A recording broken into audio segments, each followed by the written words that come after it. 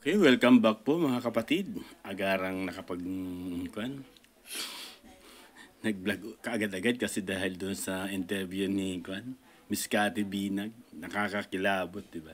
Interview ni Maharlika, Buljak TV, sa dating karelasyon.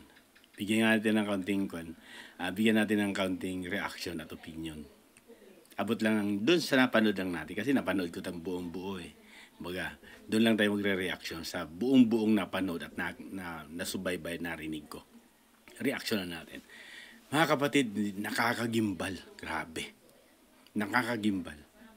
Kung yung iba hindi kinikilabutan o nagigimbal ako, kinilabutan ako. Grabe mga kapatid, ibang klase. Bakit ko nasabing nakakagimbal? Dahil unang-una, 10 years, si Cathy Binag ay naging karelasyon ni Tony Boy Florendo, dating congressman. Best friend pala yan ni BBM. Nakakakilabot, grabe sobra. Kung kayo hindi nyo pa naramdaman yung kilabot, ito, yan, may kalabasa. Baka maging kalabasa kayo. Hindi, nakakakilabot mga kapatid. Hindi ko maiwasan yung maluha. Talagang naiyak ako. Inaamin ko. Naiyak ako doon sa mga sinabi niya. Ramdam mo yung Ramdam mo yung sincerity niya. Ramdam mo yung totoong sinasabi niya. Naramdaman ko lahat. Sobra. Bakit nga ba? Ito yung masasabi ko lang po, di ba, mga ganito. Paano nyo i-debunk yan? Yung ganyan mga bagay na revelasyon na ganyan. Bakit? Siya mismo ang nakakita. Bakit? Best friend nga po ni Tony Boy Florendo, itong si BBM. Kasama na dyan si Lagda. si Lagda na nasa cabinet force ni BBM. Ang nakakalungkot dun mga kapatid, di ba? Yung sinabi niya, nung first time niyang pumunta sa bahay dyan, sa Perms, ng mga Marcos at saka ni Lisa, hindi siya kilala ni Lisa. Hindi siya kilala. Tinatanong nga sino, di ba? Ganon. Hi. Di ba? Tapos, ang matindi doon, inalok siya ng pulburon ni Lisa base doon sa sinabi niya. At base doon sa nakita at narinig ko, walang pasubali. Hindi siya nagkakabuhol-buhol. Hindi katulad nung nagsisinungaling na nagkakabuhol-buhol.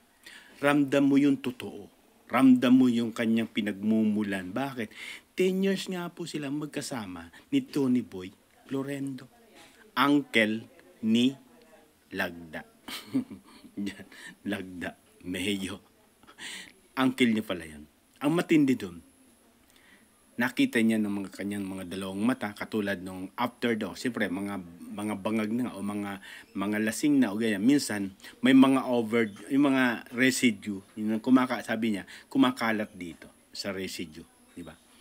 Nakita niya kung paano. Ang matindi nga doon, di ba? Yung mag-asawa pa na namumuno sa atin ang kanyang asawa, di ba? Mabigat na revelasyon to. Ito yung totoong tinatawag. Hindi to masasabi mo mong AI to Malabo niyong sabing AI na po yan kasi siya na mismo ang nag-testimonya, nagre-revelation regarding sa yung kanyang nasaksihan. At naging nga daw siya. Naging biktima ng mga bully nito mga to. Yung grupo na to, grupo daw to. Malulupit yung mga grupo pala nito. Talagang mga alta, mga nasa alta. May nabanggit pa siyang Ayala, di ba? Inyeng, di ba? Alam niyo naman, mga bilyonaryo yan, di ba? Di ba? Pero ang matindi doon, mga kapatid, meron siyang, dahil sa tinanong siya ni Maharlika kung hindi siya natatakot. Ba't ako matatakot? Ito yung sinabi niya. Kinilabutan ako dito sa sinabi niya. Ito, basahin ko. Sinabi niya ito. Kapag buo ang puso mo at nagmamahal, di ba? Mahal mo yung bansa mo, di ba? Hindi ka matatakot, di ba? Hindi ka matatakot. Bakit? Buo nga ang puso mo na, kumbaga, ang sabi niya nga, anong mapapala ako dito? Di ba? At iyon sa sinabi niya, minsan lang tayo mabuhay sa mundong ito. Gumawa na tayong mabuti. Magsabi na tayo ng totoo. Mabigat po yun. Tama nga naman. Di ba? At tanong sa kanya, na di ka ba natatakot na magurgur o Hindi. May ginawa na pala siyang, ang sabi niya, hindi ko naalala, 150 na USB. Ikinahalat niya na yan. Umihingi nga si Juan. Kung nagkakamali ako, sorry kung 150 o 300. Di ko lang, basta mga ganun yung ginawa niyang USB. Nangihingi nga ang Maharlika ng isang USB. At doon daw, nandun lahat. At marami pang madadamay. Hindi ba, tanong ko po sa mga kapatid, hindi ba kayo kinikilabutan sa mga ganun? Ako kinikilabutan ako, bakit? Mantakin mo. Tama yung sinabi ni Senator Amy Marcos di ba? Napapaikutan siya ng mga Digimon. Di ba? Kaya nga pinagdadasal niya yan yung kanyang kapatid na si BBM. Napapaikutan. Totoo pala. Bakit? Base dun sa sinabi ni Miss Cathy Binag. Masasabi ba natin na magdadalawang isip ba tayo? O magdadalaw na, hindi ko yan. Yung partner niya, all 10 years silang nagsama. Yun. Kung sino man ang higit na makapagsasabi mismo, ay siya na yun. Bakit? Siya yung nakasaksi. Siya yung nakasaksi ng mga kaganapan. Kung papaano. At alam niya yung mga code. May mga tinatawag na t-shirt, diba? Kunin mo yung t-shirt white, parang gano'n. May mga code na sinabi si Miss Cathy Binag. Na talagang kahit idaan mo sa lie detector test yan, hindi sasablay Parang tingin ko lang sa sariling opinion ko lang parang hindi siya sasablay 99.99% siguro. Ang kalalabasan ng resulta. Diba? Kasi detalyado Bakit? 10 taon sila nagsama. At inamin niya naman sa sarili niya na naging bulag siya. Bakit? Mahal niya yung tao. Mahal niya si Tony Boy Florendo. Bagamat may edad nga po, base doon sa sinabi niya, sa tanong niya, almost 25 years yung agwat nila, yung layo. Talagang bata pa, kumbaga. At hanggang ngayon, bata pa naman, si Miss Cathy Binag, di ba? Ang nakakabilib lang talaga, nabilib ako, na-amaze ako sa kanya, hindi siya takot.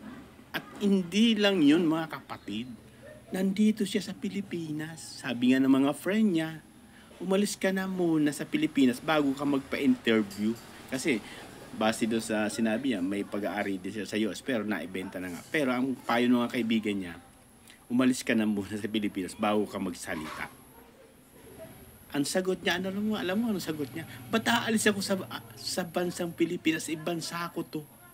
Doon mo nakita yung totoong tapang, di ba? Doon mo nakita yung gusto niya, di ba? Gusto niyang mabago ang sistema ng ating at in-emphasize niya, mga kapatid, hindi siya konektado kay Digong, Tatay Digong, hindi siya konektado kay Vice President, hindi siya konektado kay Maharlika. Wala siyang konektado. Ang matindi doon, yung sinabi niya na biktima siya ng bully ng mga grupo na to. Ibig sabihin, pag sinabing grupo, marami yun. Kaya sabi niya, nandun daw sa USB. Yun, nangihingi nga si Maharlika na yun. Nandun lahat. Kaya nga sabi niya, kapag ako'y pinagtangkaan at mawala bigla na lang nawala ako, maraming madadamay. Maraming sisiwalat. Bakit? Kinalat niya yung USB na yan. Nakakalat na, mga kapatid. Ang akin lang doon, mga kapatid, kung ikaw, nagmamahal ka sa bansa mo, nagmamahal ka sa bayan mo, yung mga ganong revelation, yung mga ganong revelasyon na talagang ganon, pag hindi ka tinablan, ewan ko kung papaano mo masasabi sa sarili mo kung mahal mo talaga yung bayan mo. Ako, tinablan ako. Hindi ko maiwasan na maluha. Totoo po yun. Naluha ako doon sa mga revelasyon niya. Hindi dahil sa emotional lang. Hindi po ganun. Emotional ako dahil doon sa tapang niya. Sabi nga, minsan lang tayo mabubuhay sa mundong ito. Gawin mo na yung tama na para sa'yo, na alam mong totoo. Tama naman po, di ba? Kaya doon ako bumilib, doon sa kanyang tapang na yon. Babae po yan eh. Babae pa po yan. At ang matindi doon, mga kapatid, malawak ang koneksyon niya. Maging sa pulis, sa militar, malawak ang koneksyon niya. Kahit sa intelligent, malawak ang koneksyon niya. Bakit? Yun nga. Yung kanyang naging partner ay nanungkulan sa Congress ng mahabang panahon. Tapos may mga connection. Yun nga lang kagandahan doon sa sinabi niya, ni minsan, hindi niya nakita na mag-corrupt yung Tony Boy Florendo. Ni minsan yung mga person, parang hindi niya ganun. Kaya lang nakakakuan doon, yung nakakakilabot ng mga kapatid, yung pinagtatakpan, pilit na ipinagtatanggol, pilit na iwinawaksi o inililihis ang issue regarding doon sa Polvoron video na yan o pagiging bangag ng ating namumuno. Pilit nilang inilalayo yan. Doon ako kinilabutan. Bakit? Alam naman nila pala ang totoo. Alam nila yung mga nakapaligid dyan. Maging si Senator Amy Marcos, alam niya. Pero hindi nagsasalita. Sino ang kawawa? Sino ang higit na maaapektuhan, di ba, ang ating bansa, ang ating kinabukasan? Ano na lang ang magiging kinabukasan ng ating mga anak? Nakakalungkot, tama. Kung oras mo na. Kaya ako, sabi ko nga, kung oras mo na. Kung gusto na ng taas na kunin ka, wala kang magagawa. Kaya, pero, yung hindi ka magsalita, doon ko nakita sa kanya, Miss Cathy Binag, kung ano ang totoo, ay hindi mo pinapahalagahan. Sabi niya nga, hindi yung para sa akin eh. Doon na lang sa aking magiging apo. Kasi may mga anak, single parent siya. Doon na lang sa magiging apo ko. Gusto kong makita na maayos ang ating bansa. Gusto kong makita na yung mga namumuno sa atin ay walang bahid, malinis, di ba? Nakakalungkot mga kapatid. Nakakakilabot. Sana yung iba. Sana yung mga dumedepensa, yung mga naniniwala pa. O, karapatan nyo naman po yun. Pero, pag-aralan nyo po mabuti. Pag-aralan nyo mabuti yung mga bawat binigkas ni Miss Cathy Binag.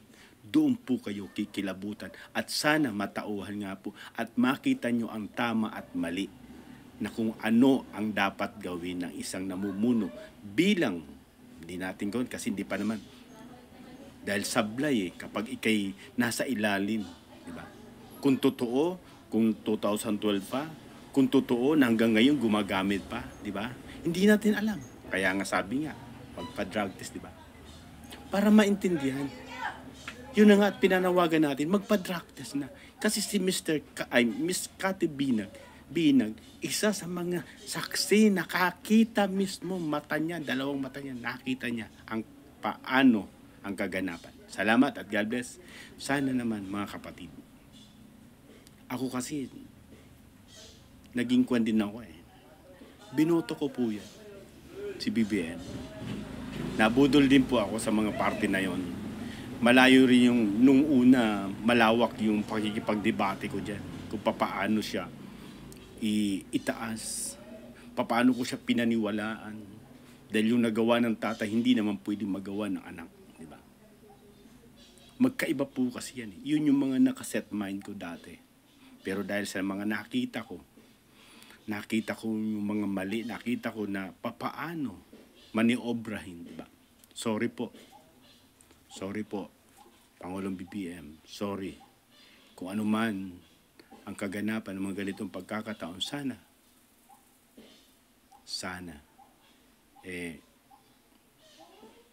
maging kwan ka naman po, sana. Matablang ka na po. Mahiya ka na po.